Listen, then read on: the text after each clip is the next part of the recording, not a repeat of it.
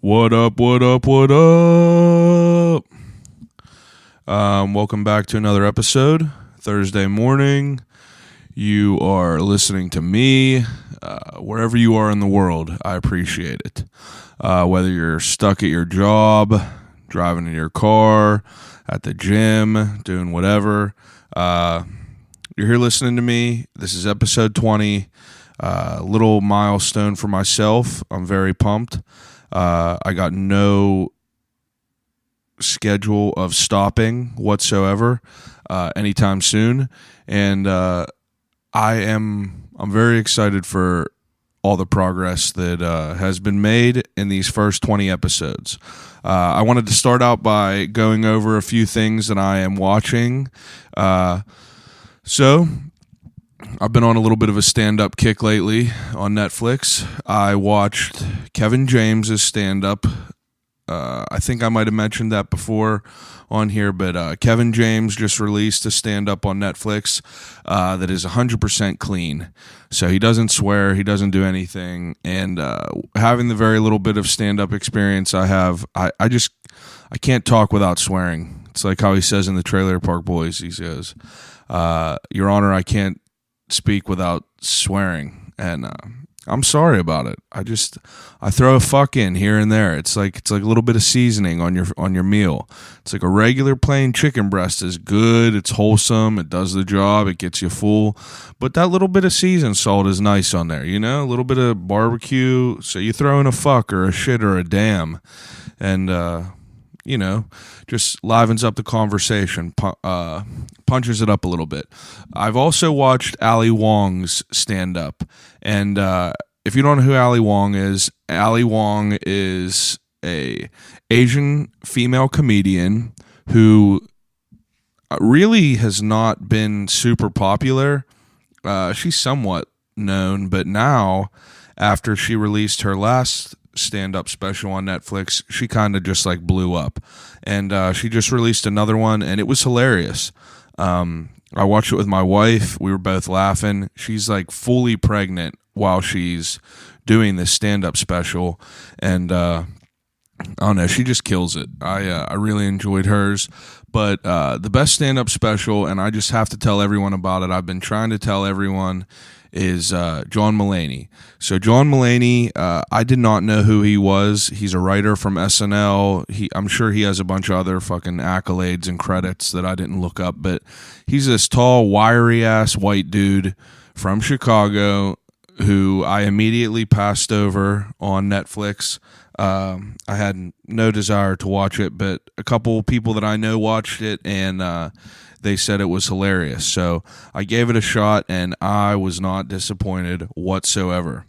John Mulaney probably had one of the funniest stand-ups I've watched in a very long time, and I was just super impressed with it. You could tell that he's a writer. You could tell that he's very animated. He uses callbacks in his jokes.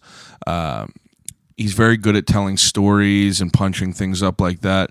But I just wanted to give you guys a little bit of a heads up. If you're not, some people really aren't crazy into stand-up. They just don't know what to watch. But those are some people to watch. And I think that those three that I watched this past week were pretty awesome. Definitely enjoyed it. But enough about that.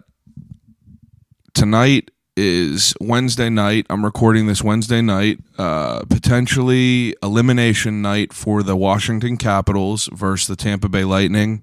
I do not think that the Tampa Bay Lightning is going to beat the Capitals tonight. It's Game 7 in the conference finals, and whoever wins tonight faces Marc-Andre Fleury and the Vegas Golden Knights in the Stanley Cup playoff. Stanley Cup. And oh, man, it's going to be a wild game tonight. Again, who knows what's going to happen? You'll be listening to this on Thursday morning, so you already know who won the game. But my bet is on the Capitals. Anyway, which brings me to my next point. My guest for this week is a very special guest. One of my best friends. Last probably decade of my life, I don't know if there's anyone else that I've literally spoken to more than this person. His name's Dylan Ryan. and he is the sole reason that you guys are even listening to me talk right now. So about 10 years ago, Dylan opened me up to a world of podcasting and I guess comedy as well, because the reason I got into comedy is because of podcasting. But he was the original fan of Joe Rogan. The first person I ever met who was an actual fan of Joe Rogan's podcast. And we talk all about it on this interview, so I'm not going to get real heavy into it. But Dylan is definitely someone who's been very important in my life over the past years. He was in my wedding. We've had countless memories together, traveling around, seeing people. We talk about all this shit on this interview. I was excited to have him on because me and him did a podcast long ago, 4 years ago, before there was a million podcasts in the city. And we made it to 10 episodes. And this is my 20th episode. So I made it 10 past what we did those years ago, and I figured he would be the perfect person to have on because he was the original, my original partner in doing this. So I'm really excited for this conversation. I mean, he's definitely someone I wanted to have on for a while, and we finally made it happen. In this conversation, we talk about all kinds of shit, and I'm excited for you guys to hear. And this intro's over 6 minutes, so I'm done with it. And without further ado, I now present to you episode 20 of I'll Call You Right Back podcast with Dylan Ryan.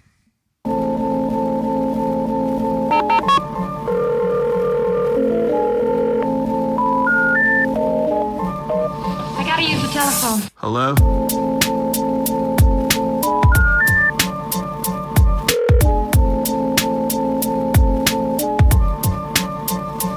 Telephone. I'll call you right back. Call you right back. Telephone. I'll Call You Right Back podcast. Raymond and an old cat and dog outside. Look like a cat outside on your porch. Yeah, cat puke outside on the porch. So, you have to introduce yourself. Hi, I'm Dylan Ryan, Dylan Ryan. friend of Chad. Yep. Okay, and what's in the cup? What's in the cup? Well, today we got... so this was given to me by the Medved household. Truly spiked and sparkling with hints of wildberry, which is sparkling water with alcohol. It's pretty good. It is pretty good. It's not how much sugar's in here? It's 1 gram of sugar. The alcohol comes from Cane sugar. Cane sugar and some type of hops.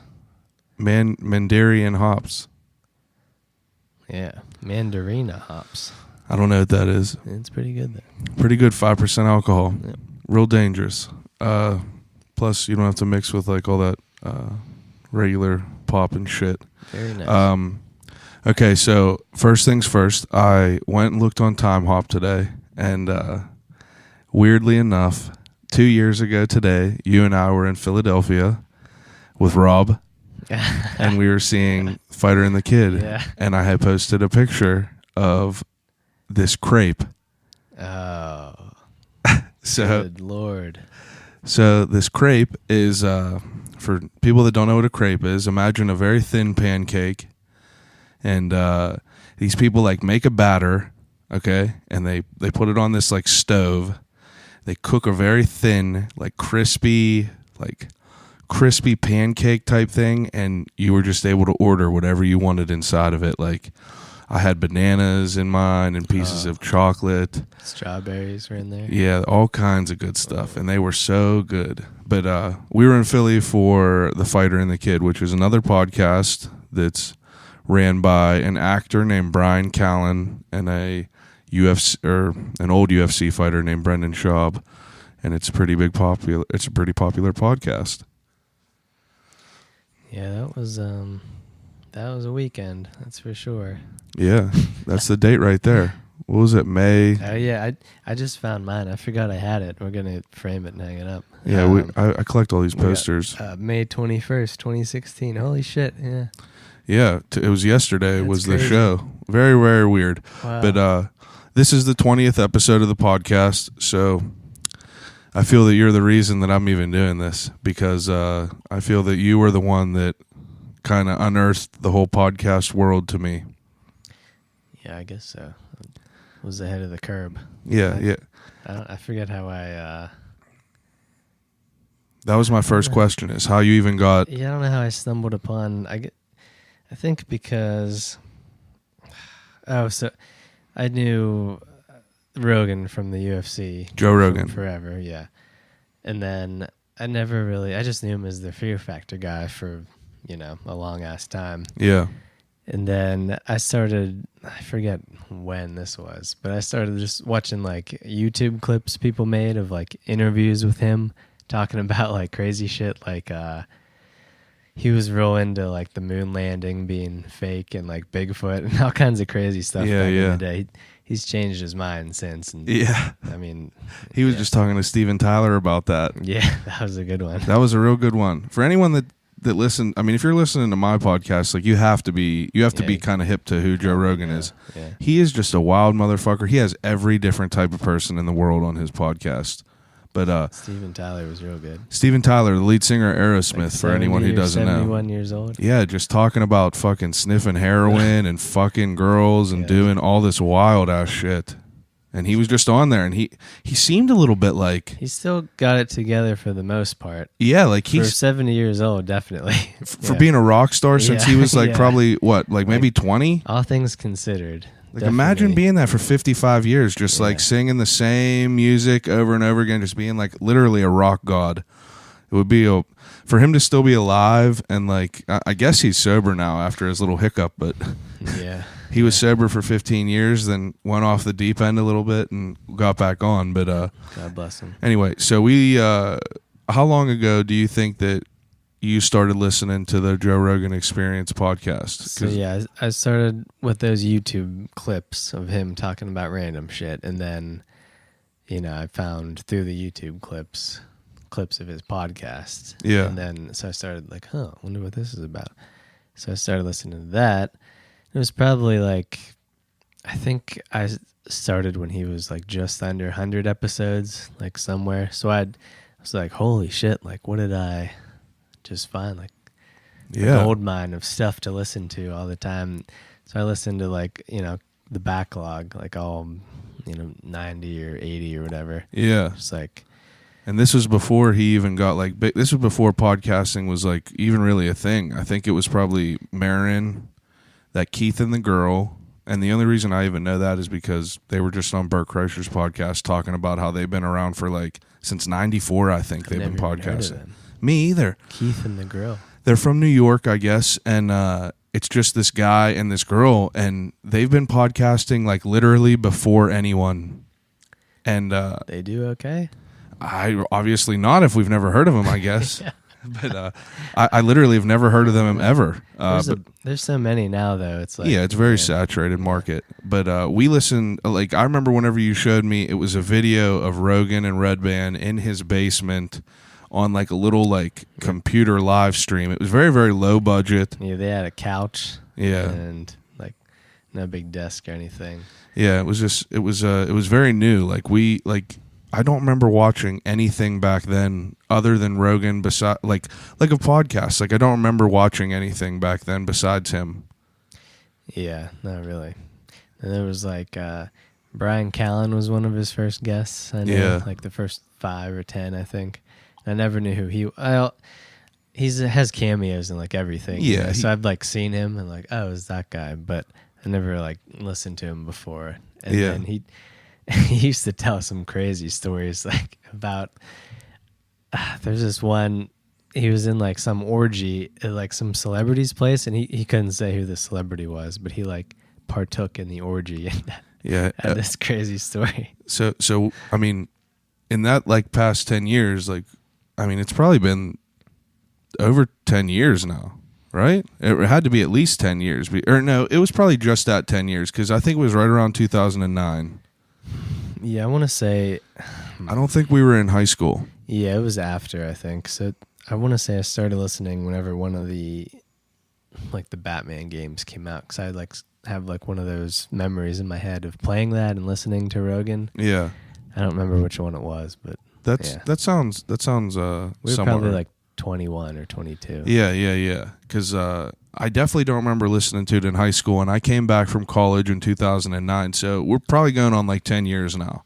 And in that 10 years, it's so crazy to see the progression I know. of what it was, only being a couple people sitting in their basement just bullshitting, and now everyone has a podcast. Just blowing the fuck up. And then after us listening to it, so we've been listening for around 10 years. So about 5 years in 2013, we decided to do our own podcast, or at least try to. And it was a fucking mess. It was a very. How many episodes did we have? We 7 or 10? No, we did 10, and that's why I asked you to be number 20 on this one, because we only got to 10 there, and I'm already at 20 on this one. Yeah, that is impressive. It's impressive. I'm excited about it. At least we got to 10 though. We had Bert Kreischer, and that was a big deal. Insane. And Lee Trebosic and Aaron Kleiber. Yeah, Aaron just filmed a special, I guess. Oh, that's cool. Yeah, I was telling someone about that, someone from work, about Bert being on our podcast. I had to show them pictures, because who would believe that? Yeah, same with me. yeah. It's you're the guy that I work with now. He actually listens to these podcasts. He's a dude that I work with in my new job, and just bullshitting. I just started. I was like, "Do you guys listen to podcasts?" He was like, "Oh yeah." I was like, "What are you listening to?" The first thing he said was Rogan. Yeah. And I was like, "Oh, so do you listen to all the rest of them?" And he's like, "Oh yeah, I listen to Bert, Tom Segura, all them." And I was like, "Geez." I was like, "That's fucking sick." I was like, "I have a podcast myself." I was like, "I podcasted with Bert before." Yeah. And he was like, "Really?" And I pulled up a picture, and it is fucking crazy. Something you have to show people, because I feel like that's something someone would lie about. And I had Bert Kreischer on my podcast. Yeah, and he asked us to podcast again after we finish. So let's just lay this out for everyone. Okay, so we started this podcast. It was January, because I just got the time hop not long ago. And so me and Dylan, I knew of someone who ran sound, and his name is Buzzy. He runs Epicast podcast networking, whatever the terms or you want to call it, but he is the one who got us up and off the ground on this. So we would go to Work Hard Pittsburgh, which is a big building in Allentown where people go, and there's workspaces and everything. But I knew Buzzy was a fan of podcasting and comedians and everything, so I was like, let's try to do this. And I believe that we were his first podcast in the city. Yeah, Maybe there was one more, I think. But regardless, we were, and now, so this was 4 years ago, and then we were probably 4 or 5 episodes in, and how did we even talk to him? Just message him on Twitter? Yeah, I think Bert was coming to the Improv, and we had, either you or me just DM'd him on Twitter. Yeah. And we're hey, we'd love to do a podcast, and he actually replied, which was, most people wouldn't do that to begin with, and then... Yeah. He was like, "Yeah, I'll do it." And then we were like, yeah, such a nice fucking guy.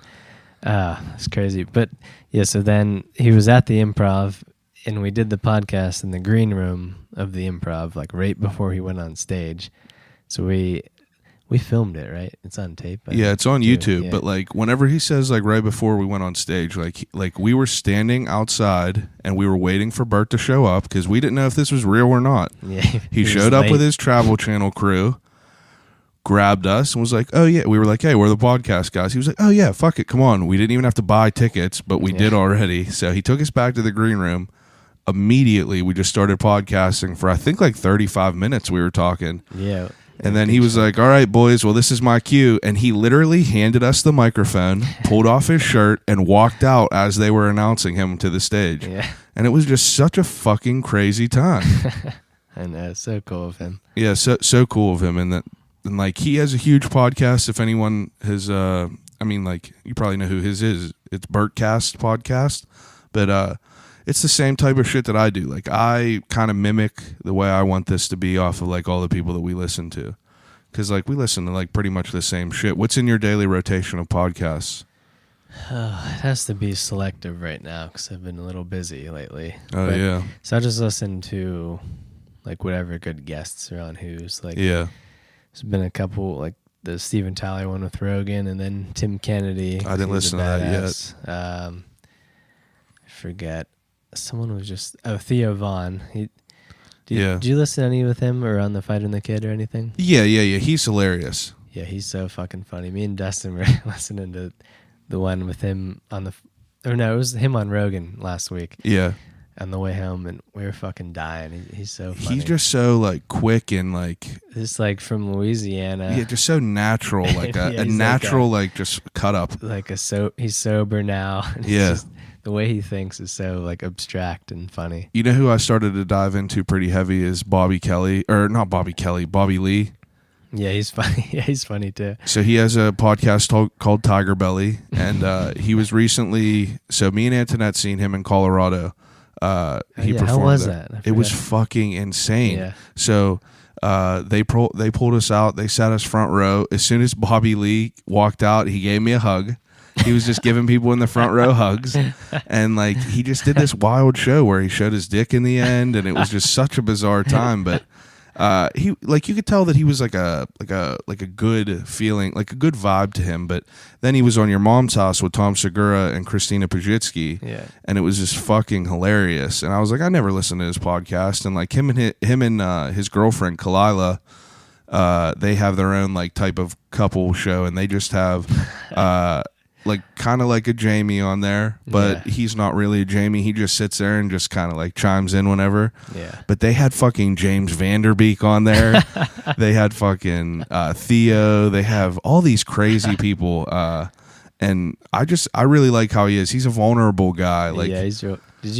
Speaking of Bert, did you watch his Something's Burning? Like yeah. Yeah, the YouTube series. Yeah. Did you see the one with Bobby Kelly and Chris D'Elia? No, I did. Oh, yeah, I did watch that one. I watched that one. The one with Brendan and Brian. Yeah, that was funny too. So for what we're talking about, Bert Kreischer, this comedian, has an online show called Something's Burning, and it's on YouTube series, right? Yeah, it's on All YouTube. Things Comedy, and All Things Comedy is a company owned by like all these comedians, like Bill Burr, Bert Kreischer, Tom Segura. They're all involved with it.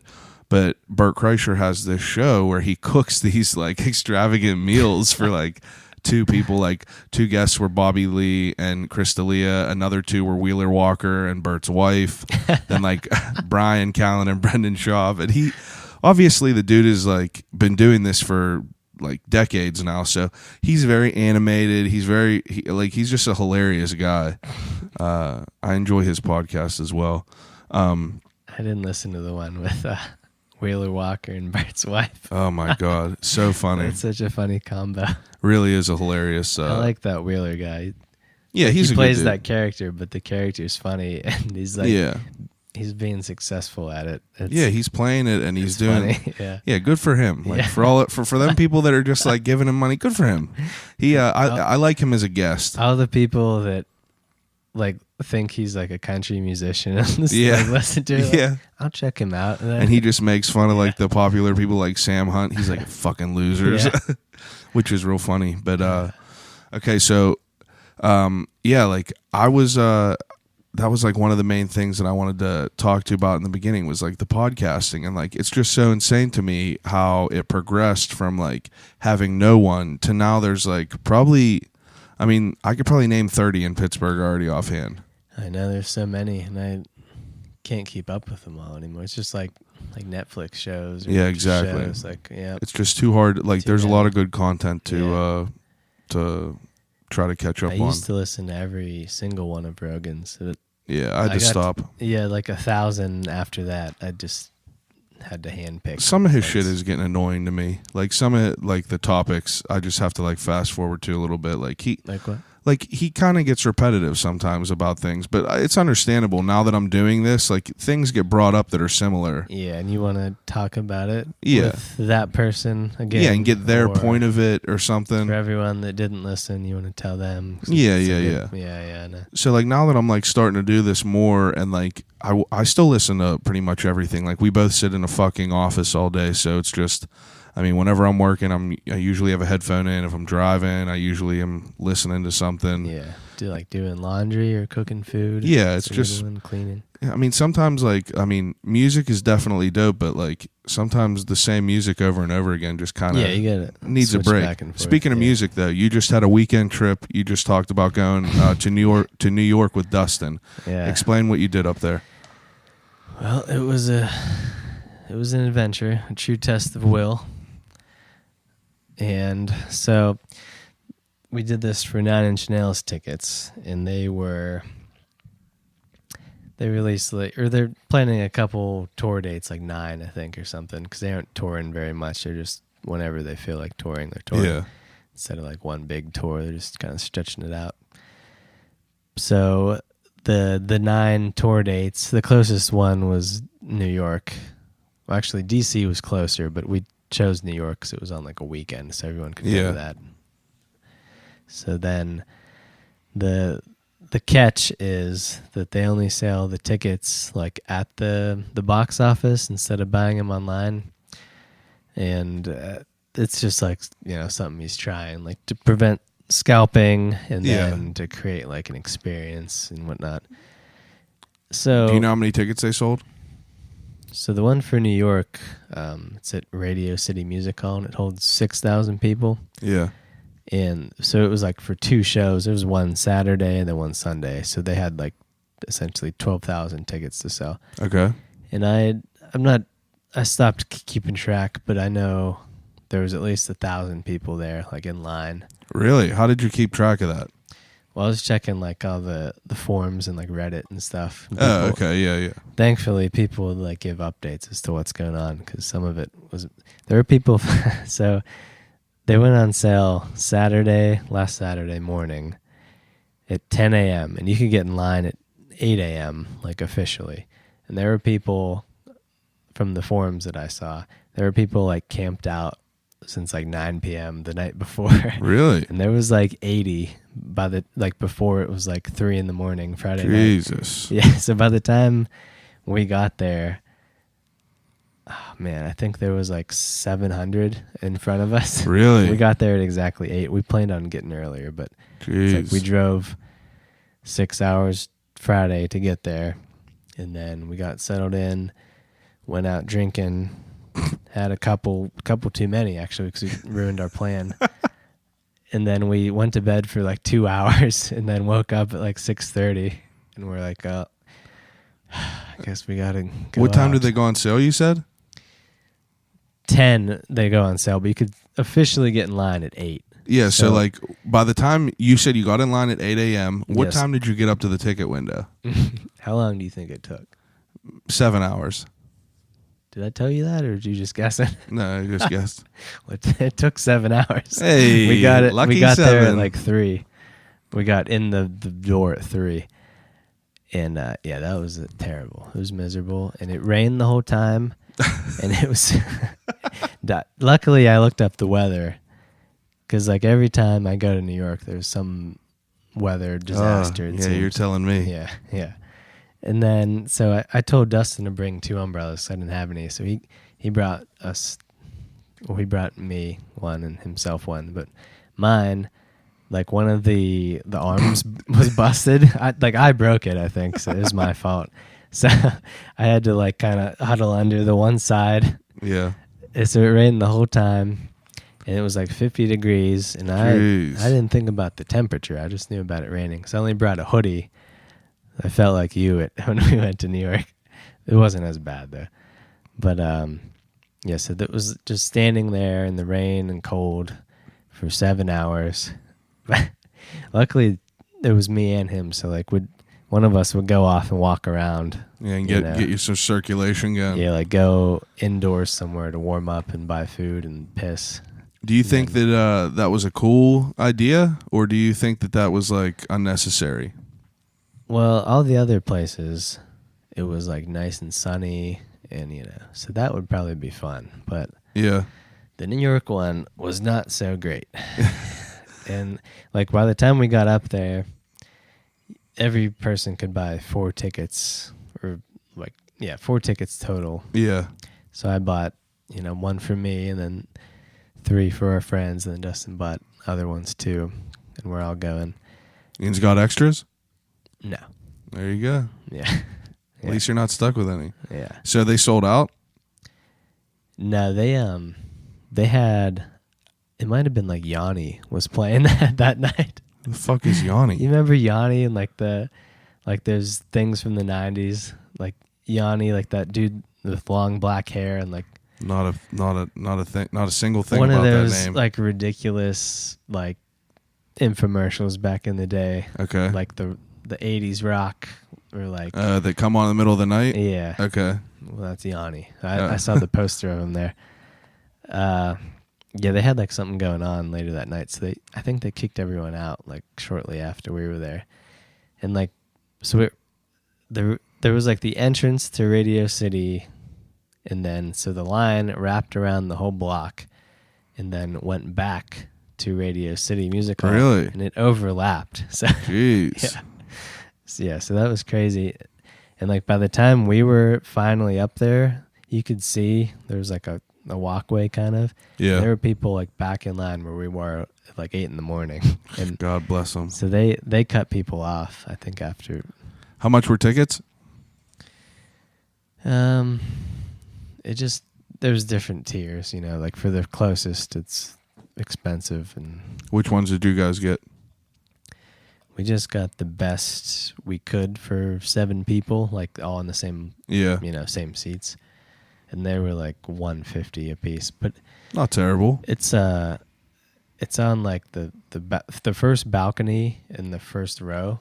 Oh, that's That'd be pretty pissed. cool, yeah. yeah. That's pissed. Just gotta try not to fall off the balcony. But Yeah, have a little gas. yeah, gas it up. I just spent $80 on Greta Van Fleet tickets. Where are they gonna be at? Stage AE, they sold out immediately though. Really? So They were at that Shaky Knees Music Festival just that 2 weeks ago, but we missed them.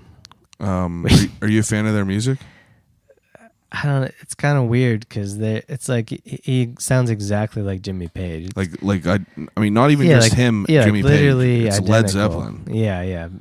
Like even their drums and guitar and all that shit. Yes, it's kind of weird.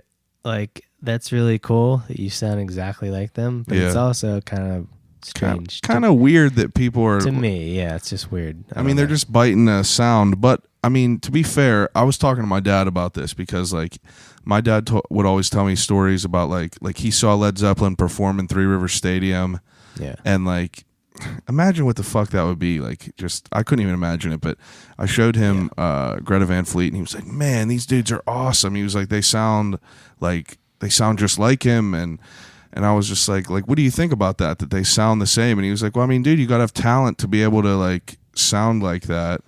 And I mean, I don't know. I guess like any musical artist that you have now, like Jack White, like big fan of that too. Like his music is definitely influenced by shit. It's just like maybe not as much as like an identical replica, kind of like Greta Van Fleet. But I mean, yeah. I mean, that's like verbatim though, almost. Yeah. I mean, I don't know. It's hard to like even like the song titles are kind of similar. Yeah, like very like bizarre, like spiritual type shit. Yeah, like every guitarist, like everyone is known as a like rock guitarist, is influenced by Hendrix and Jimmy Page. And, yeah, obviously, but they sound a little bit spot on. Yeah, it's just weird. I think it'll but be cool probably to see for them. people like your dad who love them. It's like, oh, it's them again. Yeah, he's like, it's so sick that they're making that type of music so now. That's probably awesome for them. Yeah, I sent him it, and he was like, "Holy shit!" Yeah, I don't think they're bad. Like, if we got there on time, I would have watched them play. But, yeah. What who have you seen? Who did you get to see down there? When we were at that festival. Yeah, and where was it at? Atlanta. Okay, where Brian lives. Yeah, Brian, a guest on the podcast, Brian Skagline. It was so much better flying this time than driving when we drove. God. Me and Dylan, my brother, his soon-to-be wife, and our 2 other friends drove to Atlanta. What was that? 3 years ago, probably 4 years ago. It was 2014, I think. 4 years ago, and we were like, yeah, fuck it. We'll go to this music festival. We'll drive to Atlanta, and we'll leave at night, get there early in the morning, and it was just a fucking mess. It's just like we got lost 3 hours. It was a 10-hour drive, and JT was like, took shotgun, and someone was like, "You're gonna fall asleep," and he's like, "No, I'm not." And that's it. So he fell asleep. We got lost. We were driving, and it was like, we're going the wrong way. So an hour and a half. No, it was like we went 2 hours in the wrong direction, so we lost 4 hours essentially. So a 10-hour drive turned into a 14-hour drive. Ridiculous. That was an awesome show though. I mean, like the headliners were Jack White and Eminem. Yeah, it was real fun. We got to see Lana Del Rey, fucking Third Eye Blind, Run DMC was there, a bunch of people. Me and Brian and Dave and everyone were talking about that time. Like by the time Eminem came on the second night, we were all so miserable and just ready to go home. Just ready to be done. Just out there standing for days in the heat, baking in the sun, and dehydrated and drunk. Yeah, like I totally ruined the experience of Eminem. I was just thinking the whole time, like, I'm gonna be in bed pretty soon. It's gonna be nice. Give my back and my kidneys. Can't wait to sleep. Yeah. Who did you see down at this one that you just went to? So Jack White was the headliner the first night, and then Queens of the Stone Age was the second night. Jeez. And then like the National was the third night, but we never made it to the third night. And I don't even know who that is, so I didn't see them. The National. Apparently they're big, but yeah, I've never heard Tyler of them Meyer ever. liked them. Never heard of them ever. I'm out of the loop. What kind of music was it? The National? Yeah.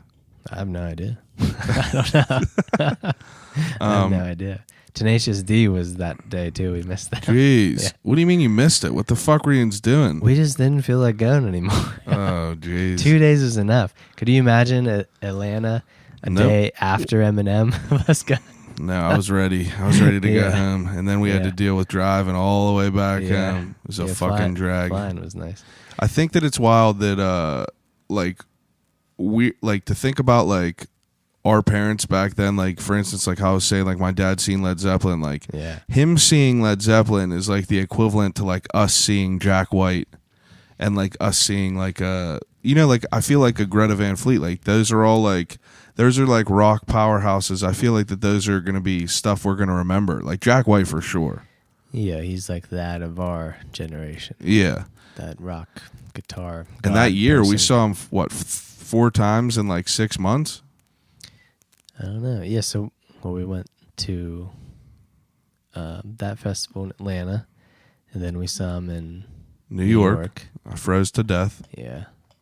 We saw them with Run the Jewels. That was Our pissed. seats were terrible, too. That wasn't even that great. Yeah, Just because I we were literally so far froze away. to death. Yeah. We went to New York in January, and it was right after there was, like, literally a 3-foot snow blizzard. And you already know I forgot my coat at home. It was, not exaggerating, like -10 every day. And I'm just walking Barry around. was walking the streets with us in the back, like getting hit by wind, like, jeez. Like, yeah, it was so miserable. Literally probably the most miserable I've ever been, because, like, I'm not going to go to New York and, like, not walk around and, like, see things. So while everyone else was just bundled up, I literally just had a thin hoodie on. And I just forgot my nice winter jacket, and it was just, and I didn't want to, I was broke at the time, so, like, I didn't want to go. I'm going to spend $250 on, like, this nice parka, but I was like, you know what, that's all my money for right now, so I ain't going to do that. So I just stuck it out, and definitely froze to death. When we were in line for that 9 Inch Nails concert, we were, like, right in front of an All Saints, like a place that sells clothing, you know? Oh, yeah. So I bought a leather jacket, because I was like, I'm so cold and I'm wet. Yeah, fuck that. Yeah, like our shoes were soaked entirely, and then, like, up to our ankles. That's miserable. Yeah, it was so I wouldn't do it again. That's for sure. Definitely not. How can't function on, like, 2 hours of sleep at age 27 anymore. Yes, Gets and to you. even someone who doesn't drink, I can't function. I mean, like, God bless Dustin for driving home. He's an animal. Yeah. You don't have too good of luck anytime we travel anywhere. You get pretty hurt. Yeah. Yeah. Usually always New York. Like we went to Philly another too. time. Philly too. Yeah, when we started this podcast talking about that Fighter and the Kid experience, A little bit of a hangover. we saw them at the Trucadero in Philadelphia. Yeah. I hate Philadelphia. I love it, honestly. Garbage town. Remember, as soon as we parked, people were asking you and Rob for money. Remember that dude? Oh, yeah, immediately. And then we said no, and he was like, fuck yins. And we were like, then jeez. we were walking down the street, and some crackhead with like a tattoo on his face was asking us for money too, and he Yep. got mad at me for saying no. Yep. Very, very mean homeless out there. So that's why I don't like Philly. How? Yeah, definitely had way too much to drink. Got way too excited because we got like the VIP tickets. We got to meet Brendan and Yeah. Brian, That was a good time. and it was cool. But I had a little gas that night too. yeah, I think we all did. I had too much. Gas is alcohol in our friend group. Yeah, filling up the tank. Filling up the tank. How did you get, like, what was your first experience with, like, music? Like, back in the day, like, how did you get into it? Because I would say you're pretty heavy into music. Yeah, it's like a hobby. Like, going to shows, I guess. Yeah. I was just born, grew up listening to that, I guess. That's how I was raised. That just the whole family liked music. Yeah, I mean, so like, I just, listened to what they did. And like, what kind of shit was that? my mom says that my first words were Mick Jagger. Wow. Never heard that. Yeah, that's so stupid. Big Stones fan, huh? No, I'm not. But just like, I'm sure they were listening. to Yeah, it. for sure. Yeah. That's pretty wild, though. You collect the vinyl and shit now. Yeah. You're pretty heavy into it. That's why, you're definitely way heavier into music than I am. Like, you are, I fucking hate going to shows.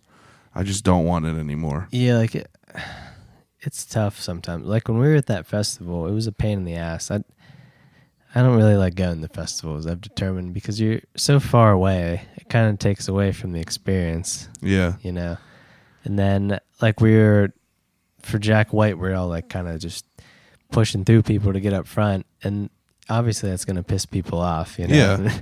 People were like saying shit to, I think it was Tyler and Dave or something. And I was like up by myself because I made it farther than anyone, I guess. But yeah, it's just a pain in the ass. Like, unless you get there early as fuck. And no one wants to do that. Yeah, that's a pain in itself. But I don't like pissing people off by cutting through people and stuff. I mean, I just don't like people, and I just don't want to deal with like 1,000 people around. Like, I just sold merch for this fucking. Have you ever heard of Vance Joy? No. He sings a song called Riptide. It's like his real famous. It's like a folky type. He's from Australia though, but someone hit me up and was like, "Hey, this band's coming to Stage A tonight. They need a merch guy. It's like 4 hours. It's quick $100 that's what you were bucks." telling me that. Yeah. Yeah, so it was like a quick $100, and I was like, "Fuck it!" Like, I sell clothes anyway. Like, Yeah. it'll be like nothing. And we went there, and Vance Joy, I knew who he was from this song. The song Riptide has been on like he has some music in Shameless. I was looking up his IMDb after this, but I don't know, it was just fucking insane. Like, I was looking at the show, and I liked that one because like it wasn't like super crazy packed. There wasn't 1,000 people like running into each other. Like, I like the vibe of a jam band. Yeah. But like, I like the music of like, some heavier shit, Yeah, something like more where intense. The crowd would be Yeah, too like wild. running around. Like, Yeah. whenever we saw Jack White and whenever we saw whoever, it's just like, I don't want people to fucking touch me while I'm sitting there watching something. I think, were you talking about when we saw him at Stage AE? Yeah. Yeah. I don't think people were really like moshing or anything, right? There's people definitely. Or who did we see? Maybe it wasn't Jack White. Who did we see whenever? Not Modest Mouse. It wasn't Modest Mouse who opened. They opened for your band. Brand New? Yeah. Did they open for them? Mm-hmm. Was that Modest Mouse? Yeah. Yeah, see, like brand new, like people run around and shit like that. It's Yeah, like, no, I ain't dealing with it's that. weird. Yeah, like I went out to see Royal Blood. Man, it was probably like last year, and I was out with Corey and Caitlin in like Harrisburg or whatever. Yeah. I think, and they were like moshing around there, and I'm just so not used to that. Yeah. Like, because Corey's girlfriend was there. I was like, these people can't bump into her, and I was like getting mad, like pushing people, like angrily pushing people. Yeah, And then it's just like, I had to realize like Corey and Caitlin go to those shows all the time, so it's just normal. And yeah, I'm it's just normal. They go to shows all the time. I'm like reacting irrationally, like getting mad at people. Yeah, I mean, I honestly don't really listen to too much music anymore. Like if there's some artist that releases something that like I'm a fan of, I'll listen to it. I'll see how it is, but like I'm not crazy into it. Podcasts definitely take up like the majority of my listening. And for me, a lot of music I have to listen to, like if a new album comes out or something, it's hard to listen to it just once and have like a clear opinion. Like I'll have to listen to it like 3 or 4 times. Yeah, you got to chew it up because like, yeah. I mean, like there's some things that I don't like in the beginning that'll grow so on many you. things. Yeah, I thought the first listen I was like, oh, this is weird. Then I listened to it more and I really like now. Do you still play guitar? You're still trying to? Still learning. Yeah, learn. That's what I mean. Yeah. So what's that experience like for you? When did you pick it up? Probably like a year ago. So I'm just still very novice beginner. Yeah. Is it frustrating?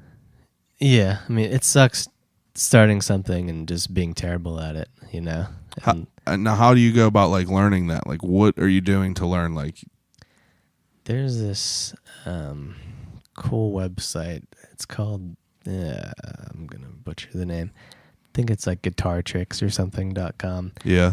And you'll pay like monthly or yearly, and they have like online instructors. It's pretty fucking cool, actually.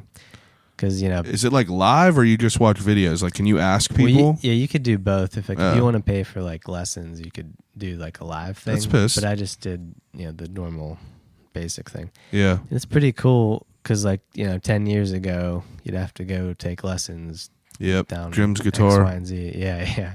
I actually went there like once and quit when I was real little because I took Taekwondo in the same building in West Elizabeth that Jim's guitar was in. Yeah, like I wish I would have just stuck with it, but I was too much of a pussy. Like I mean, it's the same way for everything. Yeah. Everyone starts things, and like if we would have stuck with it back then, it would have been fine. Yeah, right. If we would have kept doing this podcast 4 years ago, who knows? Yeah. Who knows where we'd be? Large.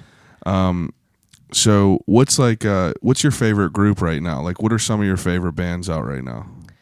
I know you're real heavy into Jack White, Royal Blood. Yeah, so them I'm going to see next weekend, Royal Blood and Queens of the Stone Age. Yeah. And that's cool. They're both awesome. Where are they at? In like Rochester. It's a quick 4-hour drive. Jeez, just traveling around, yeah. huh? Yeah. Might as well take another trip. So yeah, that weekend or this Friday I'm going there, Rochester, see them, and then the following Thursday, Royal Blood's at Stage AE here. Might as well see them again, huh? Yeah, I have a hookup with tickets there, which is cool. That's pissed. And then I think like 2 days later, Jack White's at X Fest here. Yeah. A bunch of us got like lawn seats for that. It'll be all right. And then 2 days after that, I'm going on Monday, like June 4th, I think. I'm going to Columbus to see Jack White, like just his show. Jeez, just double dipping. And then I won like early entry tickets for that. So like I'm going to be in the very front row, which is awesome. Jeez. Yeah. Like 10 That'll people, be pretty wild. 10 people got picked, and I was one. When we were at Stage AE to see Jack White, we were pretty much in the front row, and it was Yeah. fucking insane. Yeah, it was awesome. That one picture, I think it's on my Instagram still. Like you can make out your head, and I think My Dustin, head. Yeah, I think Dustin too. I don't remember that at all. Yeah, I'll show you. That's what's up. Yeah. So what? So I feel that now that we're adults, the majority of time is taken up by work, by like your social life, and then the other thing is like Netflix. What have you been watching lately? Anything? Not much, because like we're all, we're old and busy. Yeah. Like the whole I'm bored is tale of the past. Yeah, it doesn't happen anymore. Yeah. I still watch Westworld. That's on right now. It's insane. I wish you'd watch it. Yeah, I need to get into it. It's so Everyone's good. telling me to get into it. So That and good. Game of Thrones, but I'm over Game of Thrones with it. Too far out. Yeah, it's not going to start for a while. No way that I could catch up to it. Did you watch Evil Geniuses? You absolutely could catch up, and you will if you start watching it. It sucks whenever you're living with your wife. She'll get into it too. She ain't. That's what so many people have said. And I watched the first season like back when it was on. I mean, I get it, but the fact that, I mean, even if she says it, but like, there's no way for me to get her to watch it and put her phone down to watch it. You know what I mean? Like, I don't know. A lot of girls love that. all right, well, maybe I'll fucking try it. That My Jason Momoa. My mom's cell phone background is Jon Snow. Is it really? Yeah, everyone loves that shit. Yeah, I feel like And that I mean, really missed out on it's it. that good too. What about Walking Dead? You still catching up on that? Fuck no. I read like headlines if someone dies. Yeah. And if it says someone dies, like it's real obvious, then I'll read that and see who died. But that's as far as it gets as watching. Yeah, I'm Because- over that. Yeah, like it was good in the beginning, but Yeah. like everything, Yeah, it was good, and then If they it beat goes it to on- death. yeah, if it goes on for so long, Now there's trash people. there's trash people and tigers. Tigers running around that are trained and everything, and I'm just over that. There was actually a tiger in Westworld like 2 weeks ago, but it was just for a second. It was cool. There's too much good stuff out now to waste time on trash. Exactly. Yeah, like Netflix shows, you never know. Like this could be trash. I don't know if I'm going to Yeah, but it invest could my be pretty time. wild. Yeah, so those are always hard. We just binge watched Evil Genius. Did you see what that was? No, no. It's Someone else told me to watch that. Yeah, it's like it's a dude from Erie. He was a pizza delivery guy. It's what that movie 30 Seconds or Less was based, or 30 Minutes or Less was based off of. Oh, with Danny McBride. That Yeah, so Yeah, what they did was I they remember like got this pizza delivery guy to like deliver pizza, and I guess that they like fucking put a collar, they like knocked him out or whatever and put a collar bomb on him. And they were like, it was some Saw shit. This happened in Erie, like right where we used to drop my brother off at a PNC bank. And we fucking were watching it, and this dude was a pizza delivery guy. He got they like put this, it looked like a big ass handcuff around his neck, and they were like, you got to rob this bank, and the only way for you to get the key to get out of this is by robbing this bank and bringing us the money. As soon as he robbed the bank, like they show this all in the first second, as soon as he robbed this bank, he walks outside and gets in his car and leaves, and there's these cops all over him because obviously he fucking robbed a bank. Yeah. And this dude's holding a cane, a makeshift shotgun cane with a big ass collar bomb on his neck. And this was all on live TV. He just fucking is sitting in front of his car on live TV. How recent did that happen? This happened in 2003. It was on live TV, and they just fucking killed it. Like he died on live TV, and yeah, I mean they showed it all in the first second, so I'm not giving anything away, but it's super wild because it's like close to home. It's like we were right there. Well, what's the rest of the show about if that all happens immediately? About who did it to him. And it's just so fucking insane. And now I just seen there's another show coming out called The Staircase about this guy who was a writer who called, like they just played in the preview a phone call of him going, oh my God, please send an ambulance. My wife fell down the stairs. And they're like, dun, dun, dun. And it's just like, did she really fall down the stairs? You pushed her. Yeah, you pushed her, you old Pushed the motherfucker. bitch. And I don't know. There's just so much wild shit. I think it's interesting how, like, the more fucked up it is, like making a murderer and stuff, the more it's interesting to me. Yeah, I don't know. Do you think that that's a negative or a positive? Do you think that that can have any negative aspect? Like negative effects on people watching it? Yeah. Probably. Like people that watch like cartel videos of people getting their heads cut off online. Like Or people beating chickens. Yeah, like I purposefully try not to watch shit that violent, because I don't know, it's probably not good for your mental health. To be in your subconscious, just same with even just watching the news every morning, like seeing, I feel like all parents do, like they just watch the news and just watch sorrow on repeat every single day, then like, oh, did you see blah blah blah was stabbed? And Yeah, then 35 times. yeah, like, well, you just, I'm the mom. So me and Dylan and like four of our other friends have this big ass group chat, and we've had it for probably like 4 years now. And I think at one point there was like over 3,000 attachments to it, and that was just like what was in there. But we just like, I don't know. I play the mom role, and I just send screenshots all the fucked up things happening in our group chat, and everyone's just like, "Geez, stop it!" It's just like, oh, guy beats a fucking dog with a chain 100 times, and you're just like, "Geez, it's 8 a.m. Like, I don't want to see that." I don't need that. I don't know. I just like that shit. I feel that there's no negative to it, but like I watch it and it's super interesting to me, and I'll go down rabbit holes of just like scary ass weird shit. Yeah, to each their own. What about movies? You watch any good movies lately? Let's see. I think You saw Deadpool? Oh yeah, the last one I saw was Deadpool. Yeah, that was really good. Was it? Yeah, it's it's a superhero movie, but it's rated R, and like Ryan Reynolds he pretty much is that character. Like it's perfect casting. It's just fun. Just a fun. Now let me ask you. The only question I'm going to ask about it is T.J. Miller in it? Yeah. Oh, yeah, he she's is? Still, yeah. Oh shit! They didn't like, I thought that they were gonna blur him out or whatever. No, they're cool. They don't care. Thankfully, yeah. Yeah, they don't care that he shoved a beer bottle off some girl's private parts. Who knows Who though? knows with that Who stuff, knows yeah. what's going on with it? Everything's wild nowadays. Like you were saying, you just watch the news and it's fucked up. Yeah, and you just believe X, Y, and Z because it was on the news, but like, who knows? Yeah, who knows? I'm real curious about this in the beginning. So you're like probably the most healthy.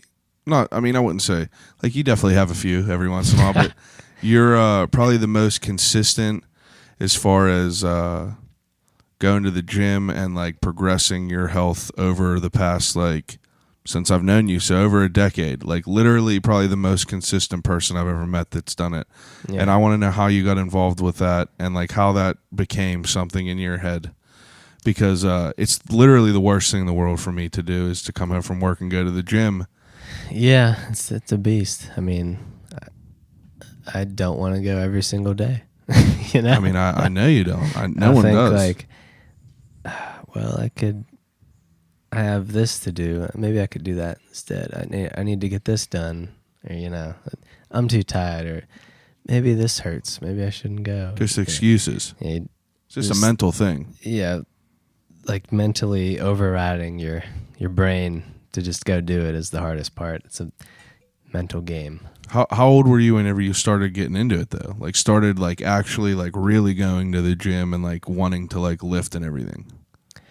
I think in like middle school probably. 'Cause I took like Taekwondo when I was like 12 or 13, I think. But I was like in like a little better shape than normal from that. It's not nothing crazy. And then I'd always watch like, those Bruce Lee movies and the fighting movies and shit back then, which I don't like now because none of them are realistic. Come on now, they're still good. Jackie Chan? No. What? Jackie Chan's... Rumble in the Bronx. Yeah, Jackie Chan's the man, but wouldn't be doing that to people. Well, not everyone could be Respect to Steven Jackie Seagal. Chan, yeah. And then I think like just through like Batman and like comic book movies and comic books and stuff, I was seeing like, people like want to get jacked like the Punisher and be a badass. And I was like, I'm always like skinny, frail nerd. So I think that's what started it all. Yeah, I mean, you were like you're pretty fucking like I would say you're pretty built now, but I mean, like whenever you were younger, you were pretty like skinny, right? Just like just a skinny little acne covered nerd. Well, I still get acne, but more acne back then. Yeah, nerd kid. Yeah. Yeah. Yeah. And it's just like I don't know, it's difficult for me to I feel like it's difficult for the majority of people to go to the gym and like be consistent and go there. Yeah, just consistency is key. Like even if you go and you're like, fuck this, I'll do like half of the work. Yeah. If you're still getting up and going, still more than nothing. Part. Yeah. It's a good point. And, as far as like eating and drinking bad stuff, everything in moderation, including moderation, is the good one to go by. That I think Aubrey Marcus came up with that, or he stole that from someone. But I think that's like a good guide to go with. Yeah. He's a very interesting guy himself, Aubrey Marcus. Did you listen to his podcast with Ari Shafir? Was he on Ari's or was Ari on his? Because He was on Ari's. It was about open relationships and everything. He was like had chewing tobacco in or something, right? Oh yeah. Yeah. Are you chewing? Yeah. I listened to it. Yeah, that was a good one. I think that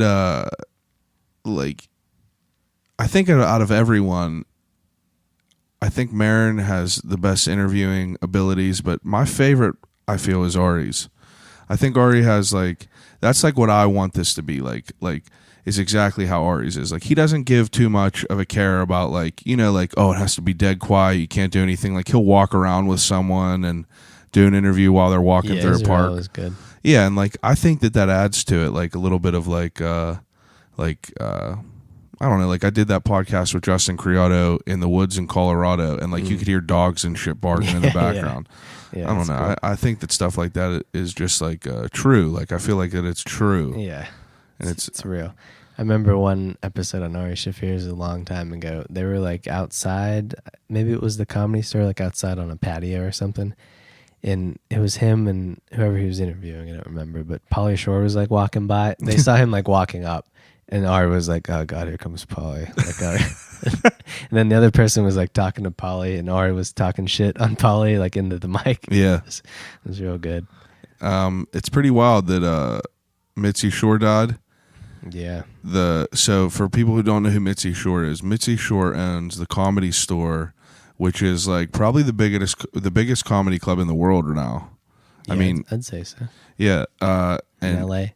Mitzi Shore is Pauly Shore's mom, but she recently died. But this, it's so wild because I was listening to Ari's podcast about just her. I didn't listen to that one yet. I saw it. Oh man, it was so crazy because I didn't know that he was so close to her, and supposedly she was kind of a fucking nut job, but still a genius. Definitely quit doing that because you could hear it on there. I ripped it off. I know. It was an accident. That's all right.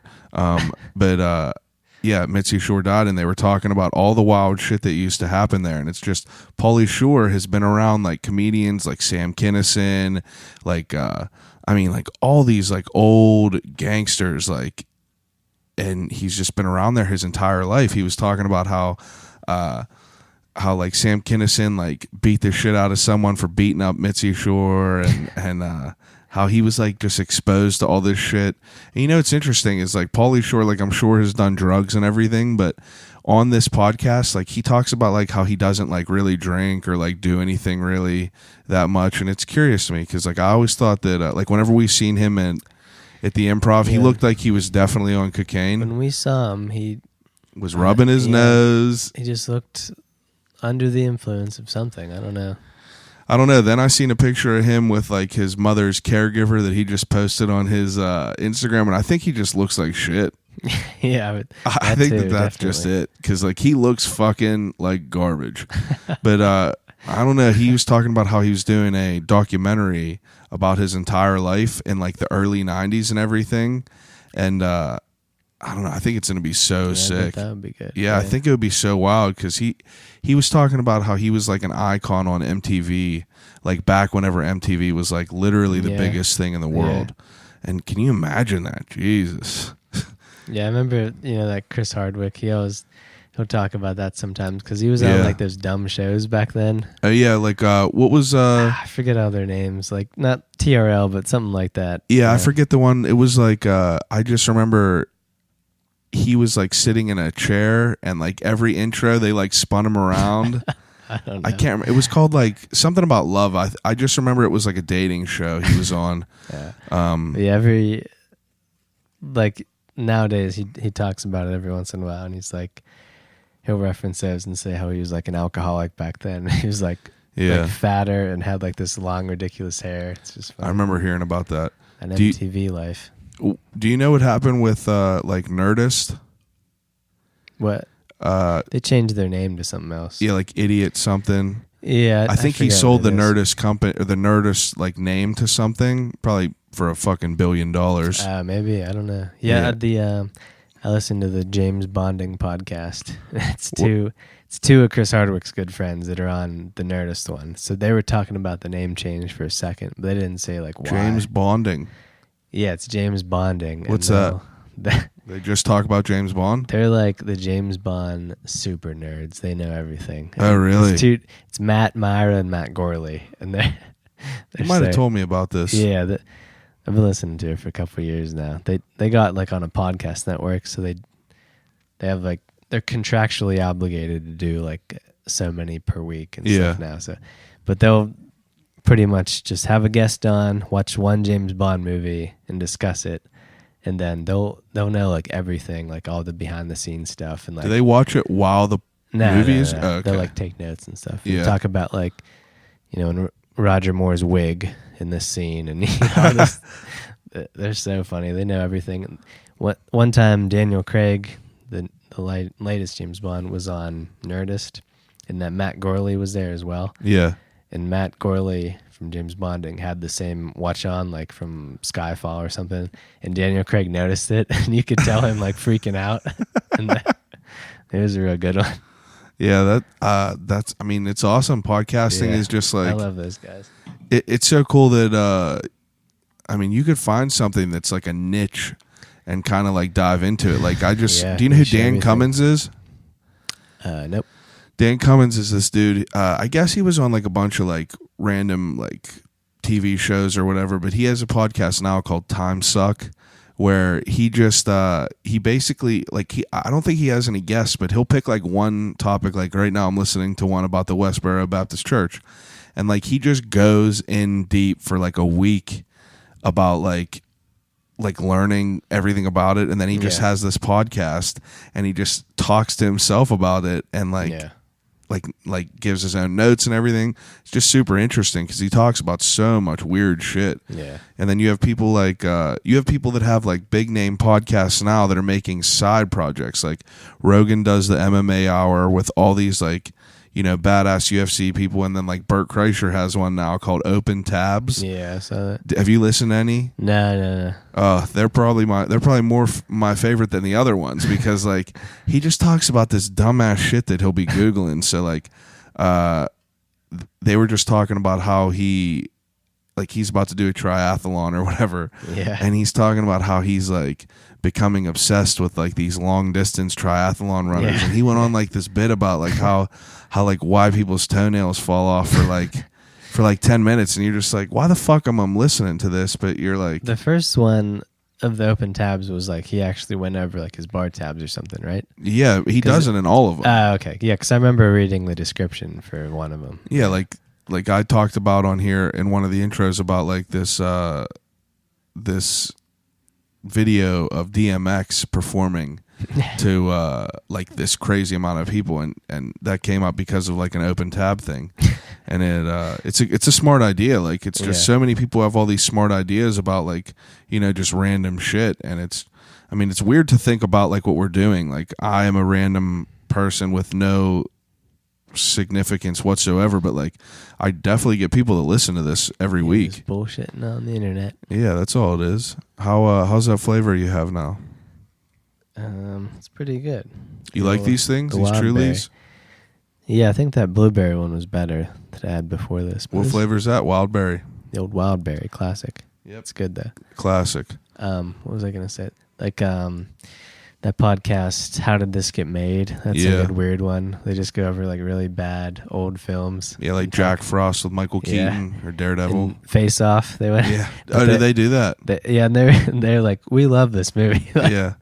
It's so funny because it's so ridiculous, but everyone does love it because it's fun. Yeah, it's a ridiculous movie. Yeah. Not a chance in hell that would ever work. But like there's people there's like the podcasts that I remember getting into back in the day were Rogan, Bertcast, Getting Dug with High. Yeah. And then just like Joey Diaz's probably. Have you watched any stand up that's been on Netflix? They've been fucking killing it. No, it's been a long time. Man, Netflix has so much good shit on there now. Ali Wong just came out with one. Yeah. Called I don't fucking know what the name was. Some clever name, but she was hilarious. That one that Corey was talking about, John Mulaney, like that was seriously probably one of the funniest stand-ups I've watched in probably a few years. Yeah, Kelly said that was funny too. I never watched it though. I never knew who the guy was. I've heard of him before, but I didn't know he's like a big writer on SNL and everything, and like you could tell from the way that he like speaks and everything, like that he's very animated, and I mean, I don't know. I enjoy watching it all now. It's definitely it's weird to like now that I've like kind of put my toe into that world, it's weird to watch people do it. Yeah. I never even used to like stand up until I guess like listening to Rogan and then learning all of his comedian friends. Yeah. And now, like later on, I appreciate it and I love it. I think the reason that I love it more now is because like we kind of like have listened to these people for so long, we kind of know them. Yeah. It's like if you listen to like, we met Burke Kreischer and shit before, but like we don't know him personally, but we feel like we do. Like I know his fucking kids' names, I know his fucking wife, I know his dog's name. Those people talk for probably more than you hear most people in your life talk, you know? Yeah, because if you think about it, like Rogan's episodes are around like at least 2.5 hours, and he has like what, over 1,200 now? I have no idea. Yeah, at least something insane. And like even if you listen to 600 of those, that's still 1,800 hours. Like, or no, that's like 1,300 hours. Like it's fucking insane to think about. Yeah, and think of like how many sentences per day you say to, you know, this person. You know, you don't talk to people that much. How much do you think he gets paid per episode?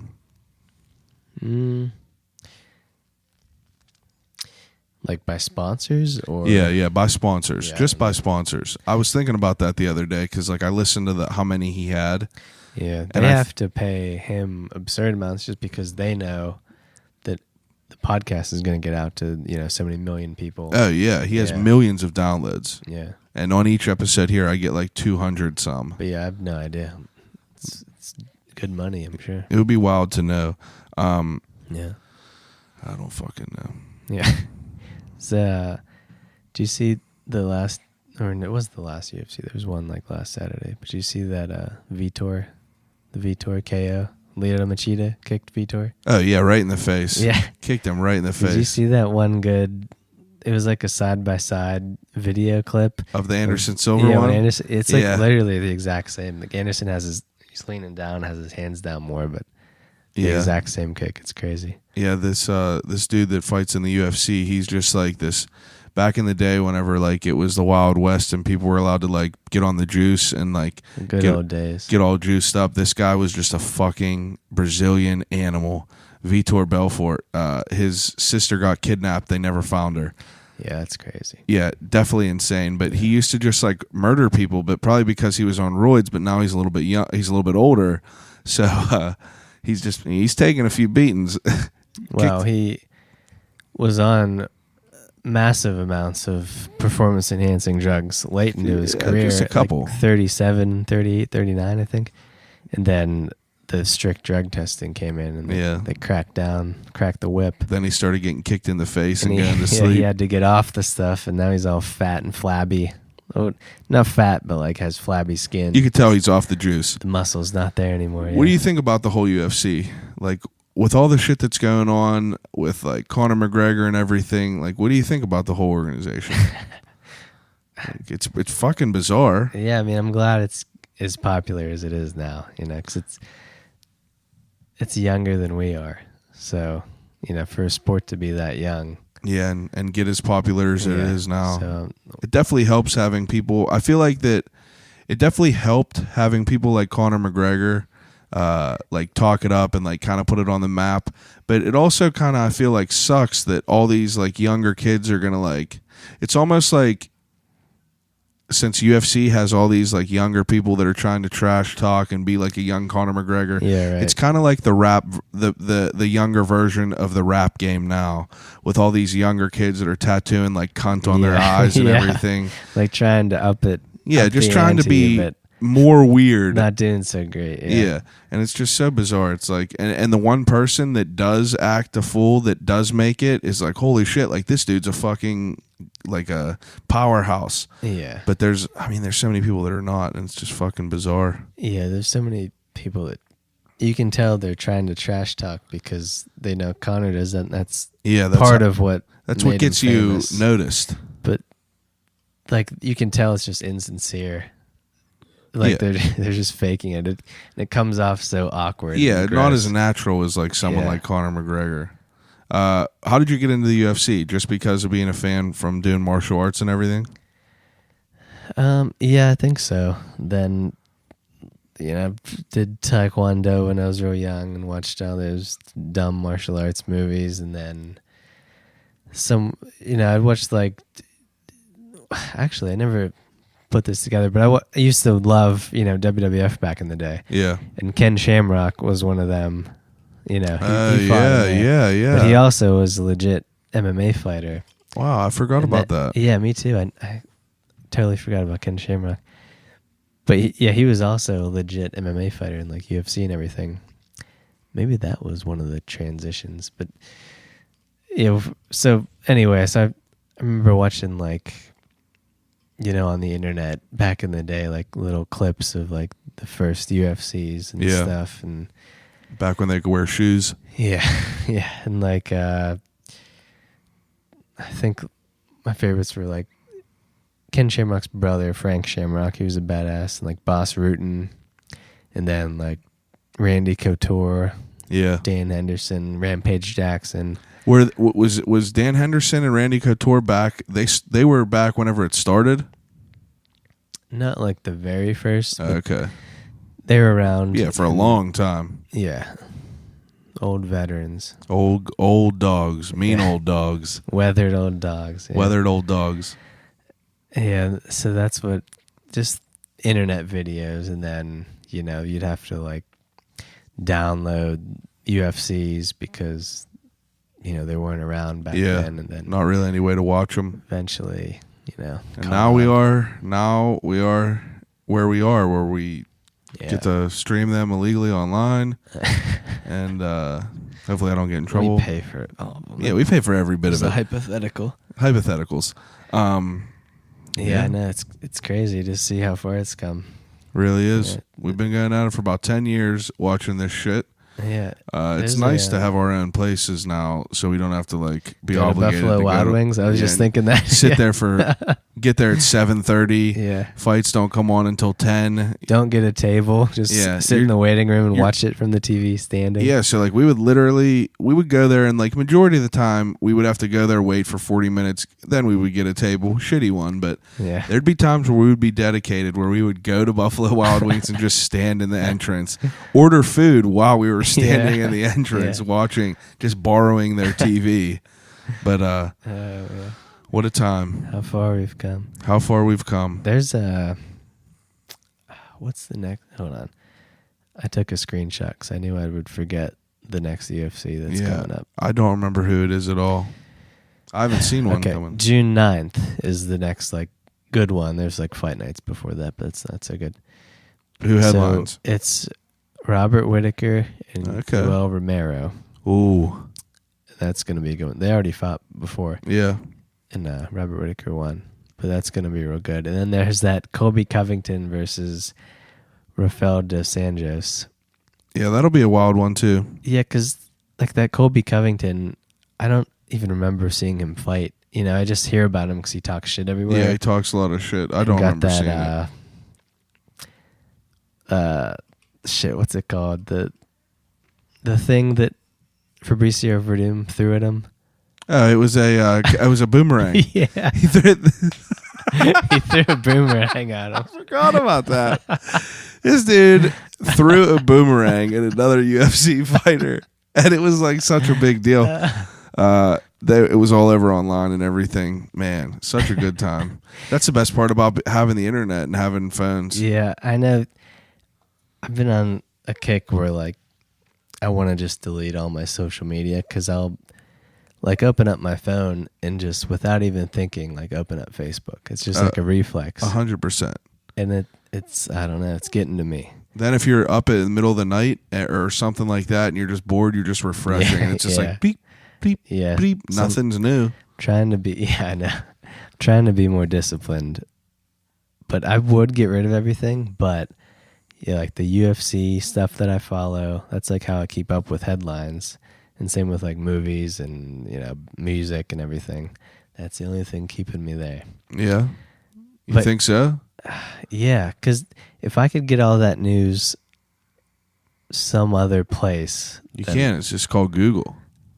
Yeah, but that's not. I know what you mean. I get what you mean. Like this filters it towards you. Yeah. Right. My cousin deleted his Facebook and he says it's life changing. Yeah. He said after a week, there's no more like weird, bizarre, like opening up your phone and like going on Facebook and looking around. And he already doesn't have Instagram. He has a Twitter, but only uses it very, very seldomly. Yeah, I never use my Twitter. Yeah, it's trash. Yeah. Terrible social media. Yeah, my Facebook's pretty filtered out now. I don't even know. Not many friends left because I either deleted them all or hid all their content so I don't see what they have to say, Yeah. Like if it's someone that it would be too rude to unfriend. Yeah, like the people from our high school that are just starting to turn out to be trash people. Yeah. So I have it filtered down pretty good on there to where it's just like only stuff that I give a shit about. Yeah, you unfollow the people you don't like Brian Skagline and JT. I have Brian unsubscribed to. JT's blocked. Yeah. Jesus, dying. But yeah, so that UFC, there's that Colby Covington and DeSanjos, and I never saw Colby Covington fight. I think I don't. I just know of his name. Yes, I want to see like if he's actually good, like if he can back that. The 4th of July fight. The 4th of July fight card is going to be madness. Well, wait on the one I was just talking about. Yeah. Besides that, we got CM Punk versus that Mike Jackson fella. Yeah. CM Punk, for anyone who's listening that does not know who he is, he was a wrestler in the WWE, and then he was just like, you know what? I wear wrist wraps and everything and boxing wraps. I'm going to just try to do UFC fighting. And did he end up fighting and getting beat, right? Yeah, he fought, I'm going to forget the poor guy's name. I can't remember his name. Nice guy. Yeah, nice guy. Mickey Gall. Gall, that's it. Yeah. And he beat him, and then this is his second fight back? Yeah, so people fucking hate him. He lost immediately. Like, he literally didn't throw a single punch or kick. He got taken down immediately, and then Mickey Gall strangled him until he tapped out. And then after that, CM Punk, when he lost, he gave like this heartfelt speech, like, it's about trying and giving your all, and I'll be back. And everyone's like, geez. Like, and here he's coming back to take revenge. Yeah. And the other dude he's fighting is 0-1, but like that's all he did. That's what he's been doing. Yeah, he's been training that. He hasn't been. I just hope they don't like pay him off or something. Yeah, who knows? Who knows what will happen with that? It'll be a good one to watch.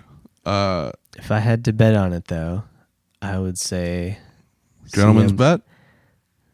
What are you gonna say? You want a gentleman's bet? Yeah. What are you gonna pick? I mean, I'll take whatever you don't want. So we'll take a bet. So everyone has listened to this. Well, I'm definitely gonna say CM Punk's gonna lose, but I was gonna get into even more specifics because Go ahead. Don't give him any credit at all. There was like. Back when he was in the WWF or whatever, there was like some shitty promo of him like in the backstage, like kicking a bag. And it was like, I don't even, like pitiful. Like if I gave like a 5-year-old, if I gave your 5-year-old a set of keys and told her to like, hey, go park my car. That's like what it looked like. Wow. Yeah. And then, so I don't give him any credit. I bet he won't. Maybe he'll throw a punch or kick, but he won't land one. All right, I'm taking him for a quick 5. 5 bends. All right, Everyone heard it here. We got 5. I mean, okay. That was pretty much what those were all the only things that I really had written down to ask you. Do you have anything you want to talk about? I was on that card. Alistair Overeem's on the big dog fighting again. He's on the prelim. Isn't that weird? Like CM Punk's above him. Yeah. Who's he fighting? Random no name? Curtis Blades. This like yeah, I know who he is. Big black gentleman. Yeah. That'll actually be a good one. 2 big old bones in there just beating people to death. Yeah. That'll be a good fight. We enjoy watching UFCs. We pretty much watch all the ones that we can. We tried to record so Joe Rogan does this thing called a fight companion that he does with him and a couple friends. And what they do is they'll play the UFC and they will commentate while they're watching it.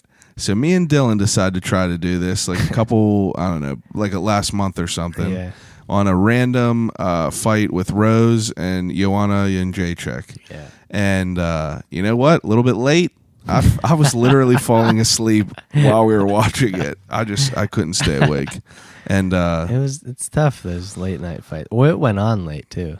Yeah, I don't remember why, but it went on late. But me and Dylan tried to do this. We still gotta listen to that. Maybe it's good. Maybe it's really good. It ain't good because I was asleep on the mic. We'll listen to it right after this. But so there's that Curtis Blades. And then Overeem. But then the big one in July is the Stipe Miocic in DC. You know he got hurt, right? What? Stipe? What?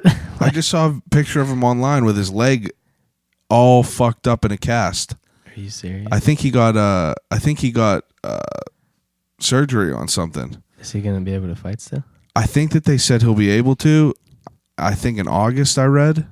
Oh my God. Yeah, so who knows?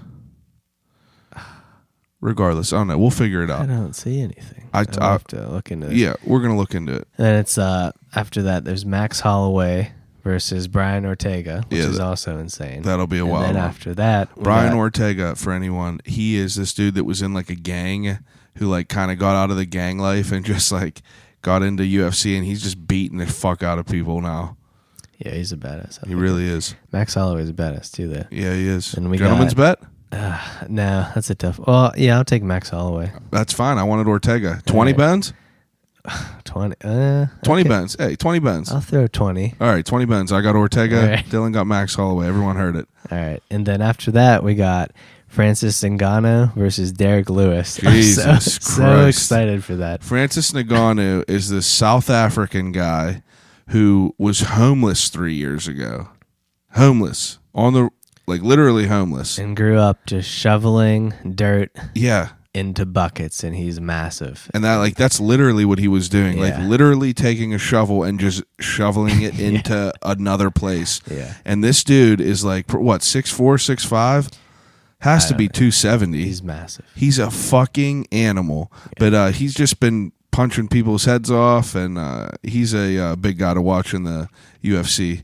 So I don't know. Derek Lewis is great too. I love him. He's a good shit talker too. He's funny, talks shit, and he's a pretty good fighter. He could definitely back it up. Yeah, so that'll be real good. And then we got that Gokhan Saki is also fighting someone I don't know on that card. Yancy Medeiros, Mike Perry, Uriah Hall, Paulo Costa. Uriah Hall's back. Yeah. Jeez. I know. Michael Chiesa is fighting Anthony Pettis.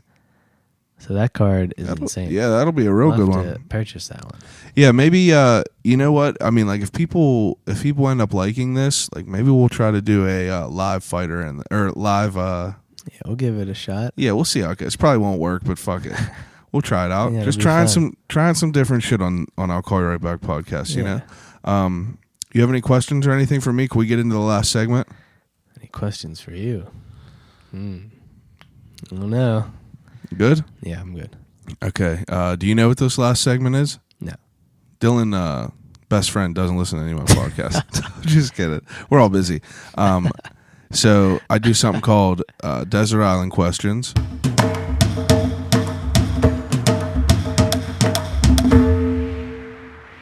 And Desert Island Questions are good because I don't know what's coming. Exactly. This is Hey, there you go. Desert Island questions. I give you 3 categories, and I give you 3 choices for each category to take on a desert island with you. If you were stranded like Tom Hanks, I give you the option. Okay. So the first category is movies.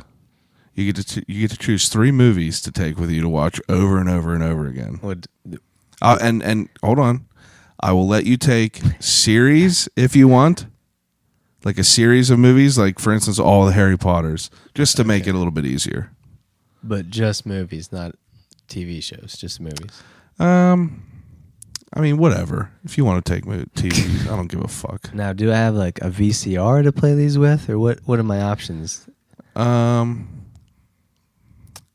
mean, what fucking TV show do you want that you want a VCR? Well, how am I going to play these on the island? I mean, you have a magical recorder that plays them, or magical whatever. Okay. Well, I just want to know the quality, because if it's like 4K, that might persuade me into something. You're not getting 4K on an island, on a desert island. You get a tube TV. Just the magic recorder. And you get a dual. You know what a dual is? Something that has a DVD player and something that has a VCR. Yeah. No 1080, Okay. no 4K. Okay. So it's strictly just content. Yep. Not visual. Okay, let's see. I'll just do movies only, because that's hard enough. Okay. Leave the shows out of it. So probably do like a David Fincher one and a Tarantino one and like a Scorsese one off the top of my head. As to what those would be, that's tough. Maybe like Scorsese, either like Goodfellas or The Departed. Ooh, Maybe The Departed. I don't know. That's tough. Are you a Goodfellas or the Casino? Like, what do you prefer more? I've seen Goodfellas way more. Yeah, but I had Casino on DVD too. But I just like Goodfellas way more. Yeah. Yeah. I'm the opposite. I'm a Casino guy. Like that Joe Pesci. Yeah. Yeah. So you said. So yeah, but I'll just go with The Departed and then Tarantino. Oh, that's a hard one. Probably like Pulp Fiction, I guess. Really? That is my least favorite. Really? Absolutely. I feel like I've watched everything new so many times. I feel that Pulp Fiction is so overrated. Like it's I love it. Hey, it's incredible. Don't get me wrong, but like I just feel that it's a little bit overrated. Like I honestly like Reservoir Dogs way more. Yeah, I used to have a Mr. Blonde poster. Yeah. They're all good. If you could be anyone from Reservoir Dogs, who would it be? Well, Mr. Pink didn't die, but That's a good point. I don't know. I guess that's the logical one. That's a good point. Don't want to be Mr. Orange just bleeding and dying Yeah. the whole movie. I'm okay. Yeah. Blood everywhere. Just saying that like the whole movie. Oh man, been a minute since I watched that. I know, it's been so long. Harvey Keitel is such a badass in that. Yep. Okay, so you got you got Pulp Fiction, Pulp Fiction, The Departed, and then you got a David Fincher so movie. Fincher one, that's also tough. One of Bobby Kelly's, or Bobby, I don't know why I keep saying Bobby Kelly. That's a completely different comedian. But Bobby Lee always talks about him. Is Bobby Kelly the guy from The Sopranos? Or no?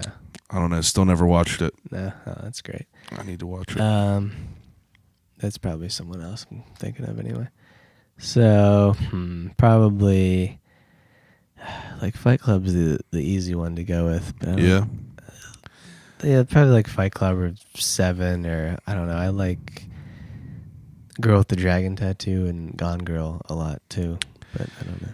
you probably don't know this, but I have a soundbite that I incorporate into the podcast that samples Brad Pitt in 7. Oh, the What's in the Cup thing? Yeah, you Yes. told me that before. Yeah. People, I'm not sure if people knows what that's from or not, but now you know. Yeah. Okay, so you picked 3 movies. That's all right. I'm always bad at like people like top 5 movies. Like, Yeah, it's impossible. hard, but Yeah. like I mean, obviously, I don't expect people to give me their absolute top movies, but I feel like it's pretty interesting what people say. Yeah, top of the head. Like stuff. Kama was talking about Lion King, like that's funny. just a sidebar real quick. I don't ask everyone this, but what about TV shows? Well, probably True Detective season 1. I just started watching that again for like the 11th time, probably. I've still only watched it one time.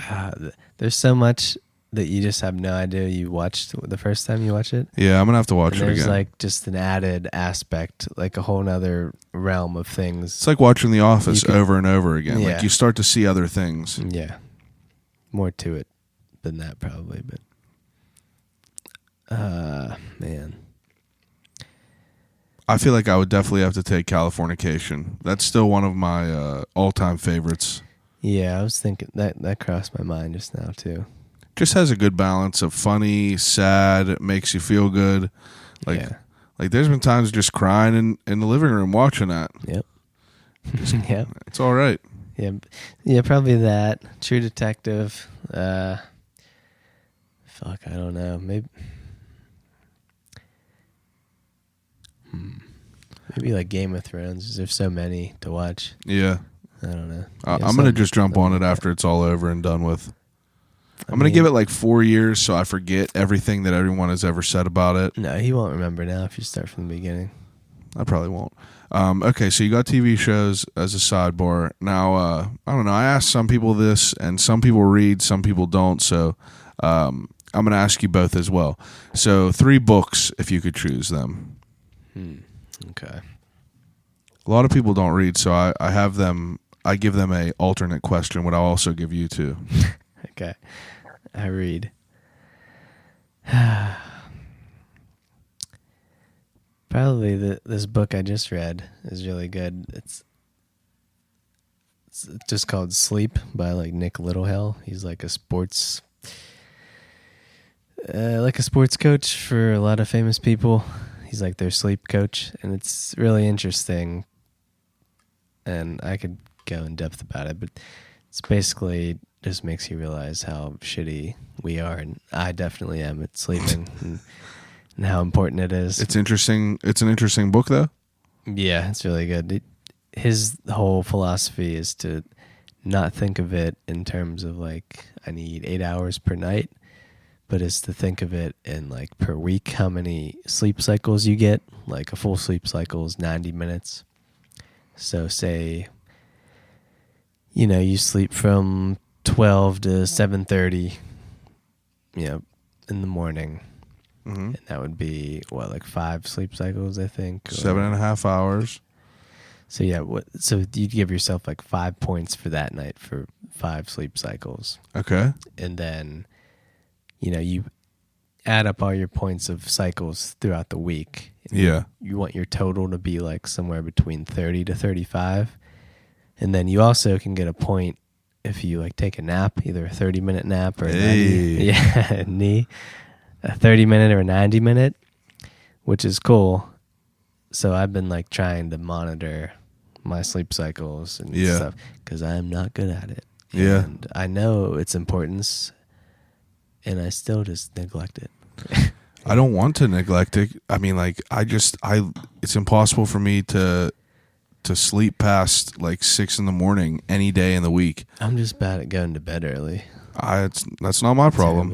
Yeah. I get up so early that like it makes me tired. So like Well, even on the weekends, like we'll be out doing something and I'll be fucking ready to sleep by like 10:30, 11. Yeah. But like I cannot force myself to sleep in late. Like I'm always up. Even on the mornings, I'm up at 6 a.m. just staring at my ceiling like an idiot. Well, in the book, he says to actually have one steady time you wake up, even on weekends, like as same as the weekdays. See, I'm ahead of the game already. Yeah, so you got something there. And he says, like, even if you don't go to bed till late as fuck, just make it so you get at least one cycle of sleep, like an hour and a half, and then you can try to make up that time the rest of the week. But he says it's important to always have a steady time to wake up. That's interesting. What Yeah. and who's it by again? Nick Littlehell.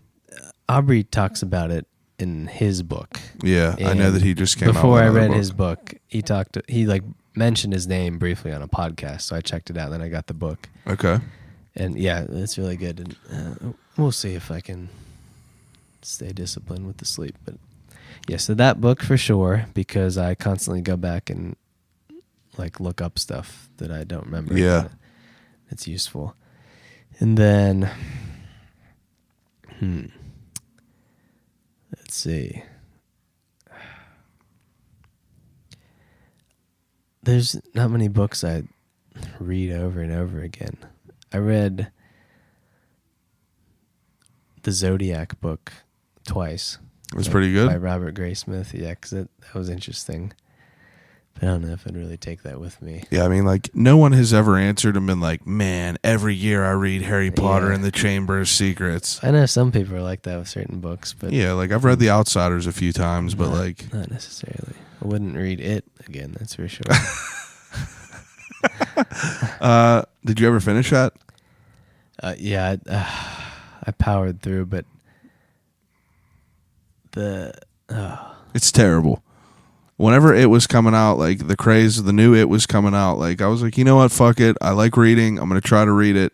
And you know what? I just don't feel like reading Stephen King's 40-page explanation for what's on the table. yeah. It's just like I ain't. So I stopped after about 400 pages. Yeah, it's like 1,000 pages or something. And No, it's it way could- more than that, I think. I think it's I like think it's 1,300. I thought it was like 1,000, but it could easily be 500. Oh my God. It's just like so much. And if it was 500, it'd be great. Yeah, it's just drug out though. All right, fuck this boring book. I'm going to just switch to the bonus question because Okay. I know that you're real into that. Okay. I always ask people who don't read 3 video games. Oh, jeez. Yeah. As hard as movies. All right, so Star Wars Knights of the Old Republic, Ooh. for sure. I played that, honestly, probably like 14 times the whole way through, and it's like at least like a 30-hour game. It's so good. And you could like carve your path out in so many different ways. That's what's up. So that, just for replayability, you could do different things each time, Yeah. get a different ending, do different things. There's also a sequel, but I'll just keep it simple and do that one. And then probably one of the Metal Gear Solid games. I'm trying to think of which one. Metal Gear Solid 3, probably. If Okay. not, we'll just say 3. Never played any of them. It's I was telling Kelly this, like, I wish I could just download from my brain my knowledge of like playing the games into your brain so you could just experience it all. Yeah. I know it has to be incredible You'd be because like in shock. because I'm definitely not a video game guy, but even whenever I played The Last of Us, like that Yeah. was like Yeah, a week of like That's another one that's like amazing. Like people think of video games as like Mario and shit. no, you know? it was seriously a movie. It Yeah, was but- like just being in a movie. Yeah, it's and like just, an like- interactive movie. Yeah. Or like more like a TV show because it's like over 12 hours. Oh, speaking of that, sidebar, you said you got the VR or Yeah, what I did got- you get? I got the HTC Vive. Now, what is that? Is that Which just is- the goggles? Virtual reality. Yeah, like you hook it up to your computer and that's what powers it. So you have to have a badass computer. Okay. But then you just like plug that into your computer and put the goggles on your head. Is it insane? Yeah, but I got it like probably 2 or 3 months ago and I played it once just because I've been so busy. I haven't Yeah. had time to hook it up yet. What did you play on it? So I may or may not have stumbled upon a lot of free versions of video games online. So I have like all kinds of cool shit for it. You know? Yeah. And they make like Fallout 4 like in virtual reality, Jeez. and there's a Batman game, like those new Batman games in virtual reality. Wow. But the one I actually played for a little bit is called Arizona Sunshine, and it's like this. It's kind of post-apocalyptic zombie thing, but it's kind of like a comedy too. Pretty good though. And yeah, from what I played, probably like 40 minutes or so. But it's like you have these 2 joysticks you hold in each hand, and that kind of tracks where you are as well and stuff. Yeah. And it's just a shooter, so it's like first person, and you could like, you click up there to walk up there and whatnot, so you can move around freely, look around. see everything. Yeah. And then when like zombies are coming, you like draw your gun like you would like unholster it from your hip, and you actually Really? do that, and then you aim, and it's like dead on, and then like to reload, you have to like press a button and ejects the clip, and then you like put your hand back to your belt to reload it. Oh shit! Yeah, it's so you have cool. to go through the motions to be able to do it. Yeah, it's like legit. Yeah, and you can have like 2 guns with each Wow. hand. It's so fun, and I could get lost in there and never come back probably. So I bet. I've been just kind of taking a step back. Yeah. Yeah. Yeah, I bet. That sounds crazy. It's gonna get real crazy in the future, like Matrix stuff for sure. Oh, yeah. Because even in there, like if you just keep it on, you don't even know where you are in the actual room. Like you'll just be moving around, Walk down the steps Yeah. and die. It's wild.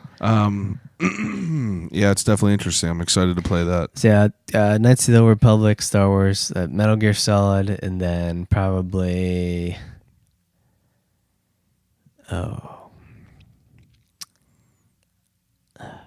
man, this is tough. It's a tough one. The Last of Us, probably. Yeah, that's it. Well, that was a good That's one. so good, It was a yeah. wild ass game. Did you see A Quiet Place yet? Yeah. Did we talk about that? How it's exactly The Last of Us and it's really weird? Is it? Yeah, like the I mean, the monsters in there can't see. They only go by sound, and they make those like those clicking noises, And then in The Last of Us, the zombie spore mushroom thing monsters, they can't see and they go by sound, and they're called clickers. And then the main dude, Joel from The Last had of a Us, big ass has beard, a big beard, and wears a flannel, has a daughter. yeah, someone dies in the beginning. Just someone dies in that. Yeah. Yeah, really. Like, Wow. What? It's kind of That's a good point. yeah, because like we saw it, and I was like, yeah, that's really good, but I have like this weird feeling in my head, like, Where have I seen all this before? oh no, I knew it was that. It was just like, did they had to know? Like that's fucked up. I mean, if you think about it though, like that's not really that bizarre. Like that's a general thought process of things. I mean, I get it whenever the monsters are kind of similar. Yeah, things that can't see and only go by sound and click, and they're called clickers in the video game. Yeah, that's a good point. They might have stole it. It's like Greta Van Fleet. I don't know. Yeah, I just can't. I see no wrong with John Krasinski. Yeah, like it was good. It's weird. I did enjoy it though. Yeah. Okay, so the last question, probably difficult for you. Second to last question. 3 CDs to take with you. 3 albums. These are all impossible. Desert Island Questions.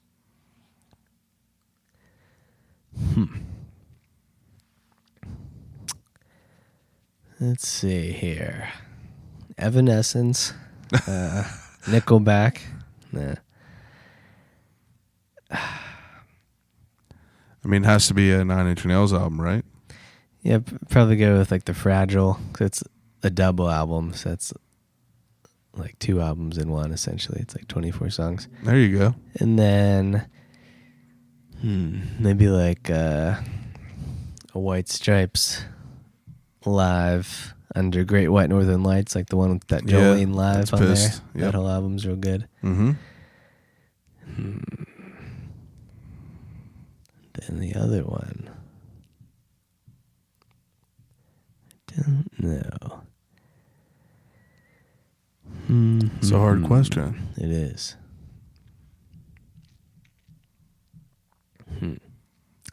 Maybe like the Dead Weather or something. One of their albums, or maybe one of the 2 Royal Blood albums. Go with Dead Weather, Sea of Cowards. All right. Yeah, that's tough though. So that was 3 of them? Yeah.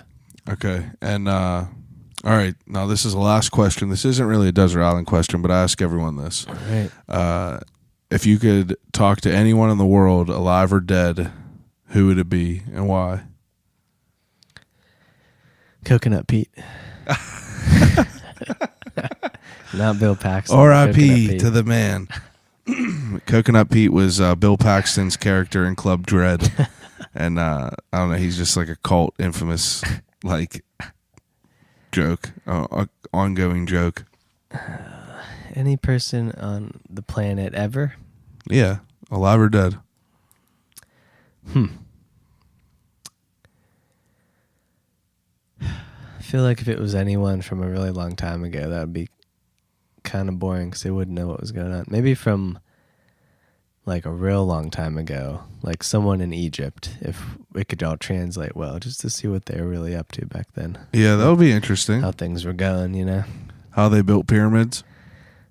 Yeah, and just like what all was going on back then that we don't know about, maybe. Yeah, that's a good answer. That's not in a conspiracy way, just like how life was back then. Yeah, that's interesting though. That's a good answer. So I wouldn't really give a shit about like what Abe Lincoln had to say. It's like, yeah, okay. Or George Washington or something. Yeah. Like brush your teeth. I have wooden teeth. You fought with the worst tactics ever. Just line up and shoot each other till you die. Yeah, literally just stand in a line and shoot each other. Couldn't think of hiding behind something or a tree. Yeah, it's an interesting time. Just stand in a line and shoot each other. Yeah. We'll it on that. Yeah. Plug anything you want. I don't have anything to plug. Okay. Go follow Barry. Okay. Block Brian Skagline or unfollow him. Yeah, unfollow Brian Skagline and block his Instagram account, Flag Kendama USA. No, I'm just kidding. I appreciate you for coming on. Yeah, happy 20 episodes. I appreciate it. Yeah. It's been a long time coming. Yeah. Thanks again for everyone listening. I appreciate you guys coming back 20 straight weeks in a row. Definitely a small milestone for me. Just going to keep pushing shit out, you know? But you can follow me on social media at I'll Call You Right Back on Instagram, at ICYRB Podcast on Twitter, I'll Call You Right Back Podcast on Facebook, or you could email me with any guest suggestions. Tell me I suck at life. Tell me you enjoy what I do. You could email me that at I'll Call You Right Back at gmail.com. But again, I do appreciate you for listening to me for 20 episodes, 20 hours of just me bullshitting with random people. And I'm just going to keep it going. So thanks again, and I'll call you right back.